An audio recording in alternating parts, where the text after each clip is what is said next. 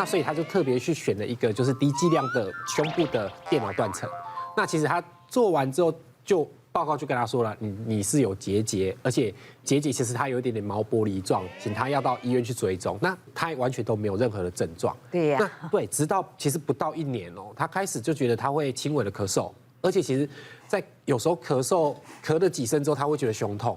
然后他会发现他在工作的时候，其实老师有时候楼梯要上上下，他觉得怎么好像会喘。他后来都到医院来，那拍了一张 X 光，我看到都吓到，因为他那时候才30出头岁而已，就是肺部非常多的肿瘤病灶，2个肺叶都是。那后来再给他检查，他其实脑部啊、肾上腺就是很多的转移的病灶，那其实就末期了。他后来是肺腺癌这样。另外要提醒大家，其实大家都会去做健康检查。当你被提醒了，你肺部其实有一些结节的时候，尤其是长得奇形怪状的结节，你要特别注意，千万不要轻忽它。我就遇到一个30岁的那个国小老师，那他们那时候就是学校很好，就是有推，就是我们给你加一点点钱，让你们可以去多做一些健康检查。那所以他就特别去选了一个就是低剂量的胸部的电脑断层。那其实他做完之后，就报告就跟他说了，你是有结节，而且结节其实它有一点点毛玻璃状，请他要到医院去追踪。那他完全都没有任何的症状。对呀。那对，直到其实不到1年哦，他开始就觉得他会轻微的咳嗽，而且其实在有时候咳嗽咳了几声之后，他会觉得胸痛。然后他会发现他在工作的时候，其实老师有时候楼梯要上上下，他觉得怎么好像会喘。他后来都到医院来，那拍了一张 X 光，我看到都吓到，因为他那时候才30出头岁而已，就是肺部非常多的肿瘤病灶，2个肺叶都是。那后来再给他检查，他其实脑部啊、肾上腺就是很多的转移的病灶，那其实就末期了。他后来是肺腺癌这样子，所以这是要提醒大家，当你做这些胸部的检查的时候，其实有2个地方要注意。第一个就是大小，如果它很小，小于0.5公分，那其实你追踪啊2年，甚至它没有任何的变化，那它就是一个良性的病灶。因为人生在世，谁不会有几个钙化？谁无节？对，那其实谁没有过节？你如果大于1公分，那种其实我们就会很强烈怀疑它应该会有一个恶性的变化。那甚至是这个结节，如果它很乖，它就是一个钙化，通常它边缘会比较干净。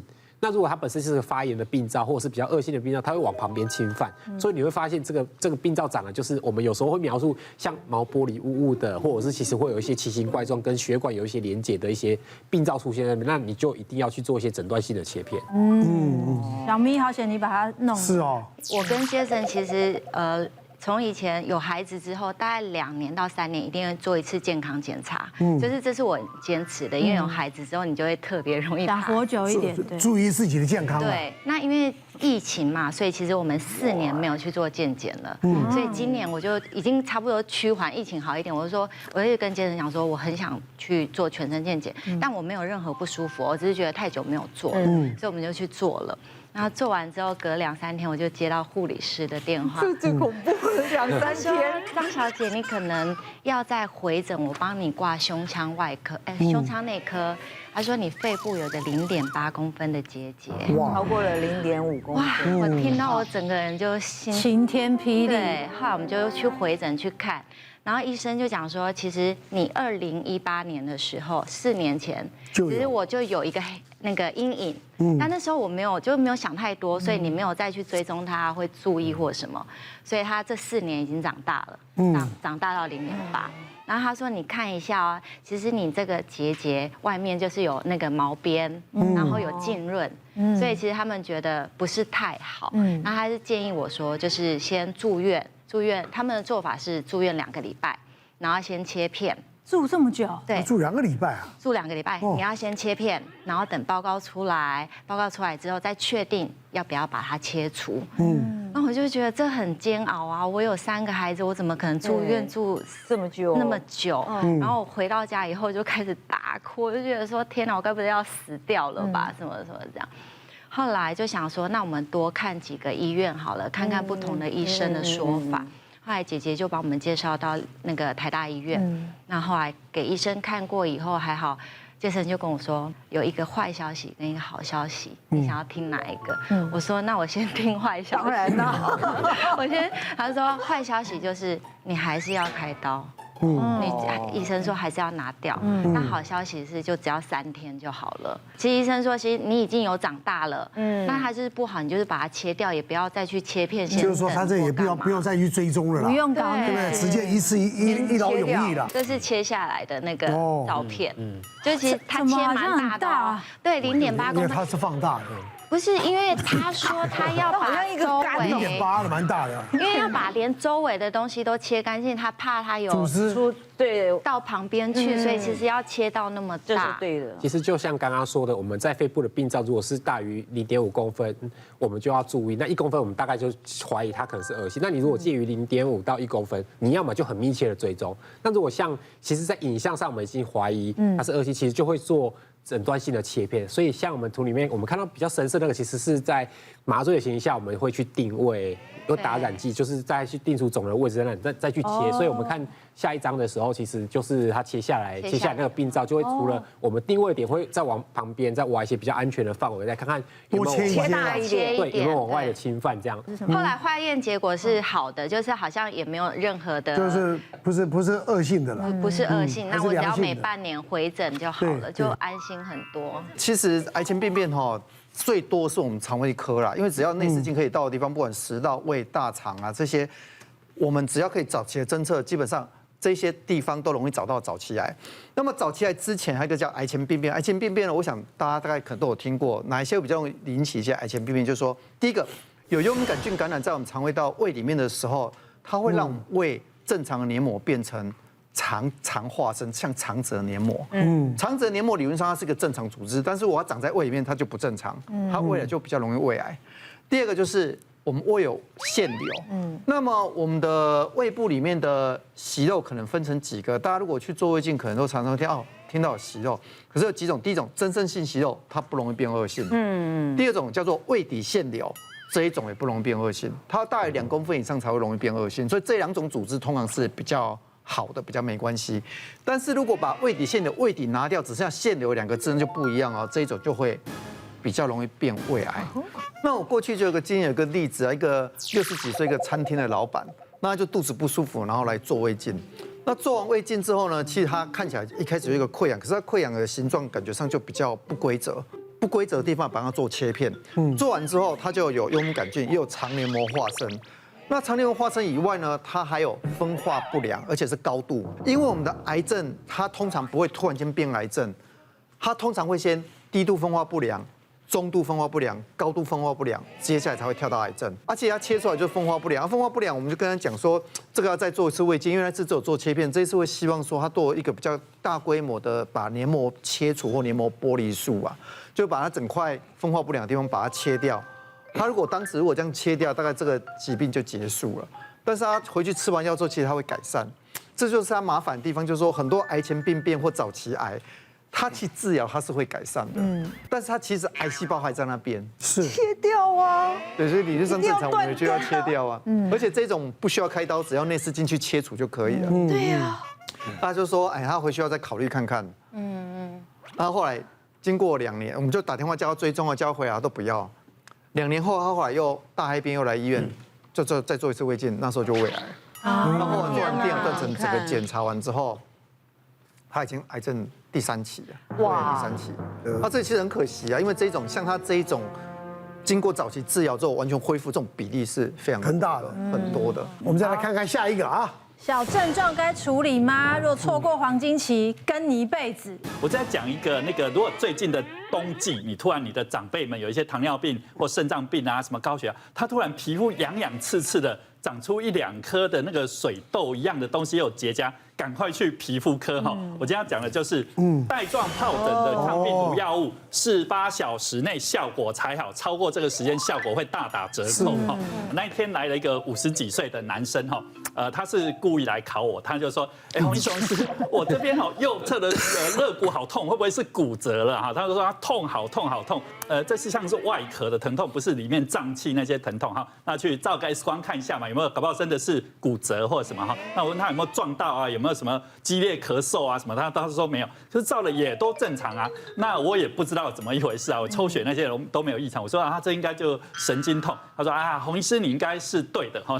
他说其实他早就知道，他说半年前有一次哈，就是他的皮肤就刺痒痒的，然后就长出了一颗一颗的水痘。他以为说就是那个皮肤病嘛，就买个药膏擦，结果那个就越来越大片，越来越大片。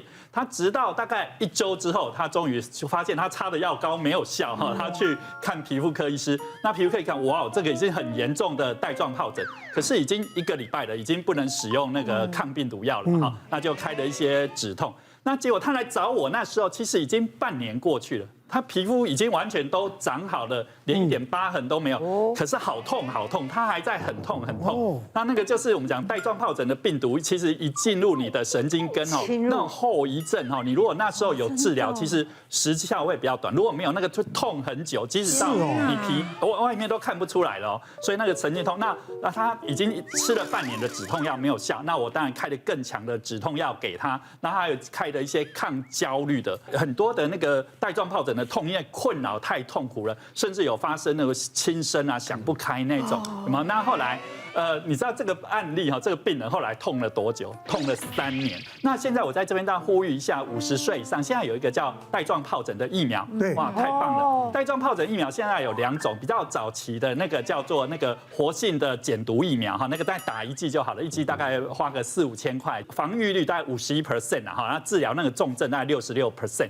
那如果说现在新型的哦，你去看，可能跟你讲我要打2剂哈，新型的那是一种那个叫非活性的重组疫苗，那大概隔2到6个月要打2剂，哈，那比较贵，那个大概8、9千块。可是那个哈效果更好，那个大概有90%的保护力。我这样有4支疫苗要打，除了新冠疫苗、流感疫苗、肺炎链球菌疫苗，就是带状疱疹疫苗哈。我在照顾这些爷爷奶奶们，这4支疫苗一定要去打。我们最怕是那个感染到那个3叉神经嘛，3叉神经你会出现鼻子跑到眼睛，会造成甚至瞎眼啊，这些都有可能，所以真的要非常小心。那洪医师，带状疱疹一开始要怎么看？就觉得应该是真的很难，很多哈，刚开始就是刺痒痒，真的看不出来，可是它会出现像那个水痘一样，因为它就是一个水痘的一样的一个病毒，所以像珍珠一样，那有些结疤，就像那个，你看啊，我弄一个大家就知道，你们以前有时候熬夜的时候有没有？嘴巴这边不是有破皮黑黑的那种，很多就是一开始会类似这样的一个疱疹，当然很痛很痛很痒，因为现在台湾人都很喜欢自己去买药膏来擦啦。我跟你讲说，如果这个季节那个地方出现，一定要先去看皮肤科医师。而且50岁以上才对，50岁要打那个比较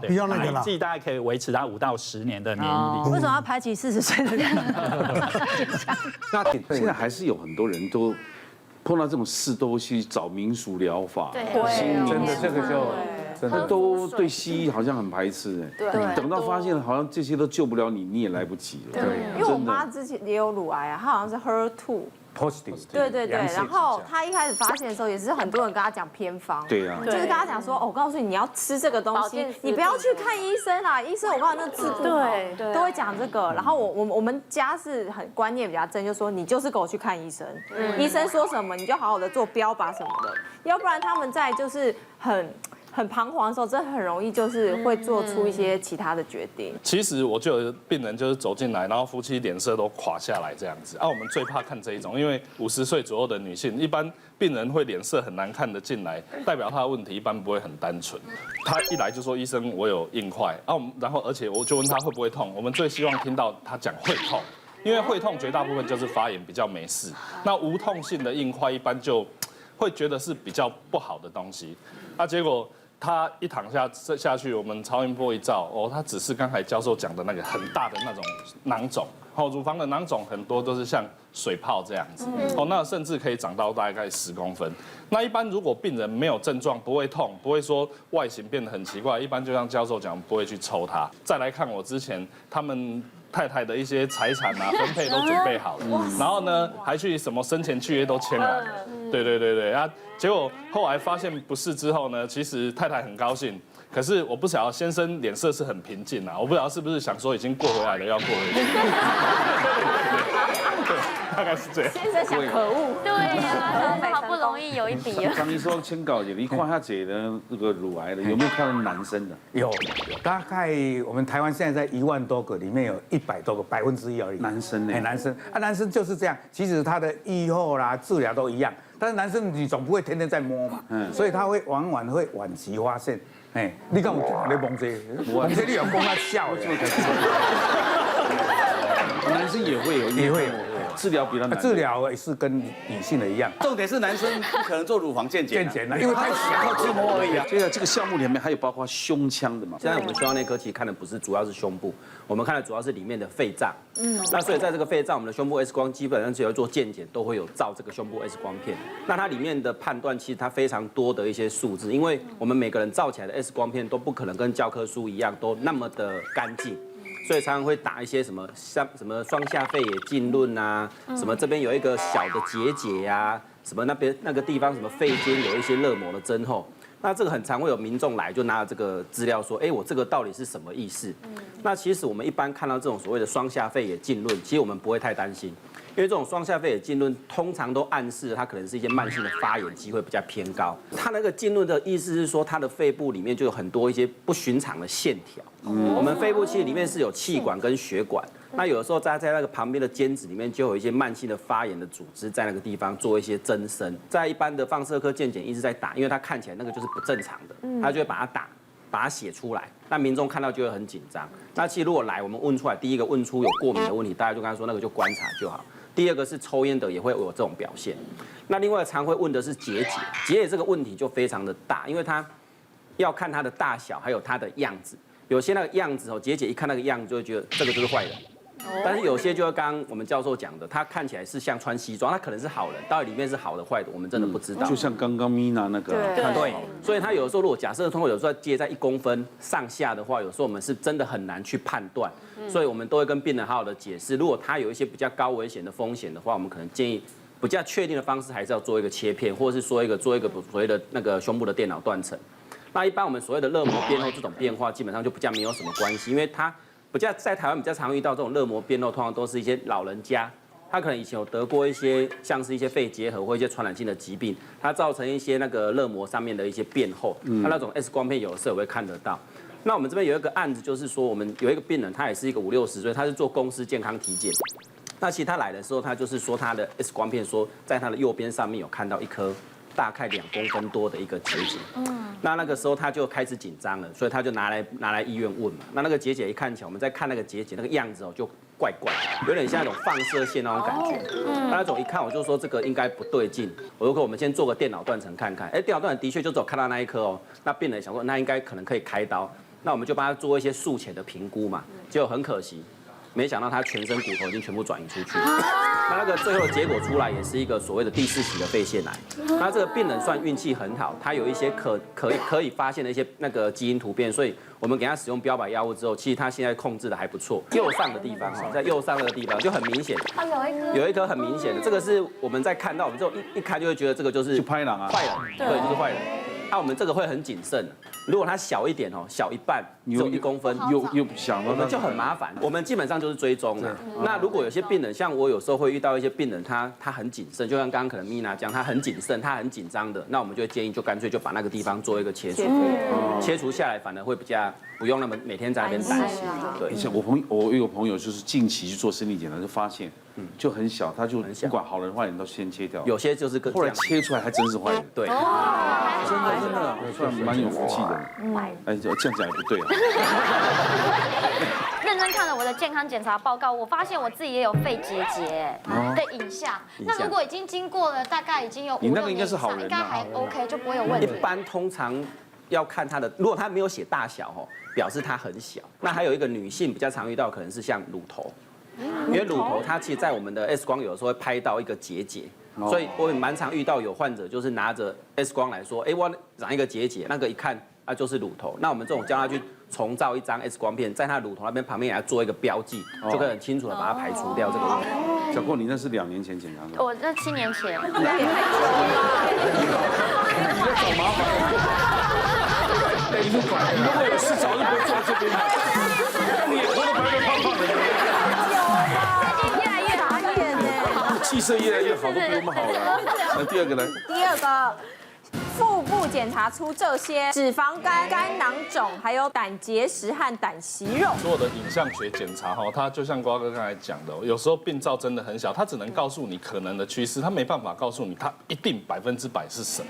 好，那如果腹部超音波看到的脂肪肝呢，其实一般来讲只有重度脂肪肝需要再注意，原因是因为美国现在的肝癌比较容易发生的，不是在于病毒的感染，而是在于重度脂肪肝之后变成非酒精性肝炎，纤维化之后变肝癌，所以重度的我们会提醒要注意。